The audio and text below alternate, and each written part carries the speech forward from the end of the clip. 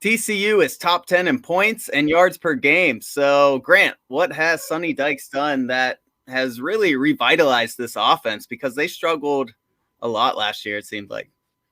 Yeah, they did. And so it's half Sonny Dykes and it's half Garrett Riley, who's the new offensive coordinator for TCU, obviously Lincoln Riley's younger brother. What they've done with this offense is, I think, given Max Duggan a lot of confidence, first and foremost. He didn't enter the season as the starting quarterback, but they've trusted him to make a lot of throws over the middle, types of throws that he was not allowed to do last year, quite frankly. They've done a great job of targeting different receivers. Quentin Johnston's obviously one of the best wide receivers in the country. The graduate transfer of Alon Ali from SMU following Sonny Dykes to TCU has been a huge addition on the offensive line. So they've basically done everything right. And that's not a real in-depth answer, but every box you wanted to check on this roster and with this scheme has been done. Here's the weird thing, guys. 10 of the 11 starters on this TCU team were on the roster last year. And how bad the offense was last year to how good they are this year is just night and day. So as we've said on our podcast before, they basically kind of opened the windows, cleaned out the dust, and just let in some fresh air. And it's certainly been really, really fun to watch. That's awesome. Yeah, I mean, you guys have been killing it. And you touched on Max Duggan. I was surprised at the beginning of the season to see that he lost his starting job to Chandler Morris because I felt like he was pretty efficient. This year, though, he seems like he's on another level. Over 1,800 yards, 19 touchdowns, only one interception. Is Max Duggan really this guy, or is this more of a system thing? He's been my guy for the last 4 years, so this is really kind of a crowning thing for me. But he's a good quarterback. He's not going to be a guy that's going to excel in the pros or anything like that. But in the right system, he can thrive. He's incredibly tenacious. That he's been trusted to make more throws downfield. Part of the criticism was rightly given to him was that he threw every ball too hard. I think the long that he makes and the kind of throws he can make off his, while he's running, has really opened up this offense. The one criticism, actually, and kind of the one downside with what Sonny Dykes and Garrett Riley has brought is that Max doesn't run as much as he did in previous years. I think part of that is health, but his legs are maybe his biggest asset. So he's been more of a pocket passer. He hasn't scrambled as much. But this is the Max Duggan that every TCU fan thought could exist for the last 3 or 4 years. And now he's finally just been unleashed. Yeah, for me, watching last year's team compared to this one, it seems like last year they just wanted to run and run until they couldn't run anymore. And then they would have Max throw because they had no other options. Whereas it seems like the offense this year, they really tried to complement him, where they used the run game to set up his passing game. And really, I mean, you watch TCU more than me, but that's the biggest difference I've seen in the offense. Yeah, and you look, I mean, his average depth of target this year is 8.5 yards. So he's getting the ball downfield a little bit more, 9.7 yards per attempt. Like you said, 19 touchdowns to 1 pick. So just kind of opening up and letting him throw on first down, throw on second down. TCU's blessed because they have Kendre Miller and Amari DiMercato, who are both capable runners that can get yards on first and second down. But this is Max Duggan's show, and they've allowed him to kind of take risks, and it's certainly paid off. Yeah, I mean, mentioned... sorry, go ahead, Brandon. Sorry, go ahead. No, you got it. Oh, sure. I was going to say, yeah, you mentioned Kendre Miller has taken over the starting running back job, and it seemed like at the beginning of the season that was a hard job to fill with Zach Evans and how good he was last year. But so far, he's run with the job to, not to make a pun, but 730 yards, 10 touchdowns. So how does he differ against Zach Evans? Is he a different runner? And do you think this team is better without Evans? So they're both great. That's the thing. I mean, at one point this year, I think through 3 or 4 games, the number 1 and number 2 running backs of the country in yards per attempt were Zach Evans and Kendre Miller. And that was, obviously with Evans at Ole Miss. I would love Zach Evans to be on this team. Don't get me wrong, because he's an incredible athlete. But Kendre Miller he just makes guys miss. And that sounds basic, but he's forced 40 missed tackles this season on 120 rushing attempts. So that's 1 out of every 3 attempts he's making guys miss. 6.1 yards per attempt, 10 touchdowns. And this is the key, 3.73 yards after contact per attempt. So That's insane. TCU, yeah, it's nuts. And so TCU's offensive line has gotten better run blocking wise, but if you watch a game, Kendry's going to spin out of tackles. He's going to shed tackles 1 or 2 yards past the line of scrimmage and then get 7 or 8. He's just a hard guy to bring down. He's not particularly, he doesn't have the greatest straight line speed. He's not a big guy. He just knows how to elude defenders. That doesn't bode well for our second line defense. If our defensive line can't stop him, I have a feeling we're going to see a lot of missed tackles because our secondary and at times our linebackers have a really, really rough time consistently tackling and wrapping guys up. So I'm scared. You also have one Stills brother, at least. Puts it in my heart. Just got one. That's enough. That's true. It seems like a lot of teams just double team him though, because I mean, the secret's out. If you just contain him, there's not a whole lot of other guys who can step up.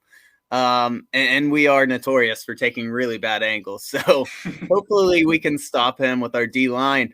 But I mean, he has been tearing up. He's gone over 100 yards for the last 5 games. And it seems like he's got a good complimentary back as well. I mean, you brought him up earlier. Is it DiMercato? Is that how you say his name? Yeah, Emari DiMercato. Yeah, he was kind of a punching bag for TCU Twitter and for a while, just because last year there was Zach Evans and Kendry as a freshman who was already showing signs, and then they just kept running DiMercato, who was kind of like the old guy on the team that no one knew why he was there. But this year, every time you're like, oh my God, why is Emari DiMercato in the game? He breaks a 40-yard run. So he's kind of he's come along a lot this year. He actually has 6.6 yards per attempt and an average of 4 yards after contact per attempt. He can break big runs. He's a great, like you said, change of pace back and just a guy to spell Kendre Miller. He's a better pass blocker. Kendre, God bless him, is not great when it comes to blitz pickup. So Emari plays a valuable role, and TCU's lucky to have both of them. Yeah.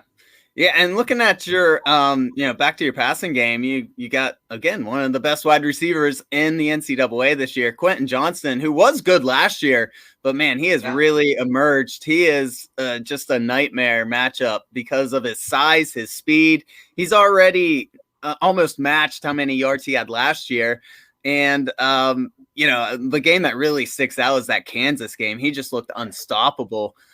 He's only got 3 touchdowns, but, I'm sure that number could be higher if they just threw to him more in the red zone. So is he living up to expectations? Is there more that he could even do this year? What were you guys thinking coming into this year? Is this what you expected?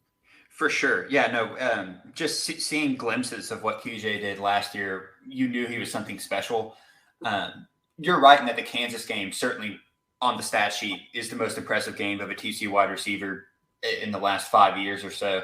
I actually really loved his performance in the Oklahoma State game because in the Kansas game, TCU was clearly trying to force QJ the ball. And Garrett Riley and Dykes have done some really interesting things where they almost won't focus on QJ for a game, and then the next game he'll get 10 targets. And they'll try to get it to Darius Davis, Tay Barber, some of the other wide receivers. But when they want to get the ball to Quentin Johnston, they get the ball to Quentin Johnston. He's a freak athlete. He's 6'4", got incredibly long arms.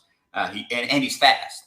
The one downside to QJ, and it's not even a downside, his hands aren't the best. So if you look, he's got and I want to make sure I get this correct, 5 drops this year on 60 targets. So that's about a little under 10% of every ball thrown his way he's going to drop.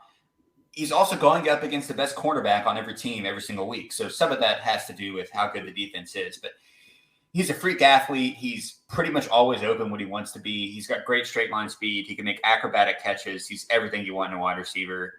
And some of the plays he makes are just remarkable. The big question is, and I don't know if we have any Philadelphia Eagles fans out there, but is he better than Jalen Reagor? Yeah. So as I was saying, the Kansas game was the best stat sheet in the last 5 years. I was like, since Reagor. But then I was thinking about what Rager's done in the pros. Jalen was really fast. He was a Swiss Army knife. Quentin Johnston is a better wide receiver than Jalen Reagor was. Not as fast, but a better receiver. Yeah, that's a good comparison. The scary thing for West Virginia secondary is Johnson's not even the only guy you got to worry about. You got a guy named Davis who is really good going side to side. That seems like their speed guy, whereas Johnston is more of the guy who's going to stretch the field. And so even if you take away that deep threat, you got guys who can even, cut us going side to side. So it's kind of scary. Yeah, Darius Davis averages 13.1 yards per reception on an average depth of target of 2.9. So he gets the ball on screen. Yeah, so he gets the ball on screens, just kind of those little drag routes over the middle. And he's the fastest guy on the team. He is a absolute burner. He returns kicks and punts for TCU as well. He's had games. The Oklahoma State game, if I remember correctly, was just kind of a nightmare for him. Fumbled a punt, just made some really interesting decisions and had some bad drops. But when he is on, he's impossible to guard one-on-one. He's not going to make any acrobatic catches. He's kind of a littler guy, but in space, he's really hard to tackle. And it's interesting, and I don't want to preempt any questions you have, but TCU has used him and Tay Barber, who's kind of a similar player, almost interchangeably. So if Darius is winded from a punt return, or if they've gone to him several times, Tay can kind of fill in that other slot role. So TCU has deep talent at the wide receiver front, and it's really paid off. And like I said earlier, they've been able to change per game who they target to kind of keep the defense off guard. That's awesome. Yeah, that's great for you guys because, WVU, we'll get into our offense later on, but, we kind of run the same guys out there every time. We really don't have too much flexibility, and I don't know if that's a depth issue or a coaching issue, but it's great to have depth and being able to interchangeably use guys. To kind of, close out the offense, thinking about the guys who just really don't get any credit, the offensive line. Sometimes you can look at PFF grades and they're indicative of what a group is, and other times systems can kind of make them look better or worse. So TCU, how do you feel about that group of five you have up front? Not great. So like I said, Alon Ali coming in was a great transfer. He took over the center position, and Steve Avila moved over to guard. That's kind of the centerpiece of the offensive line, that middle and then right guard with Ali and Avila. The tackles are an issue. Andrew Coker is, I don't want to bury a kid. Andrew Coker at right tackle is sort of it tends to be the weakest link on the offense. He's penalty prone. He gets beat by defenders quite a bit. Brandon Coleman on the left tackle is better than he was last year, certainly. There's still a lot of improvement that needs to be made. I've honestly been really thrilled with their run blocking, even though, like you said, the PFF grades may not reflect that. I think this line's gotten a lot better when it comes to blocking on the ground. But with capable defenders, especially at the edges, it's still the weakest point of the offense for TCU. I will say Dykes did improve one aspect, which is that he brought a real-life offensive line coach to TCU, which in the past has been held by a guy who was just kind of a coach that floated around TCU. I won't get into the details on that, but he was not a real offensive line coach. So now TCU has one, and improvements are being made, but it's still sort of the weak spot.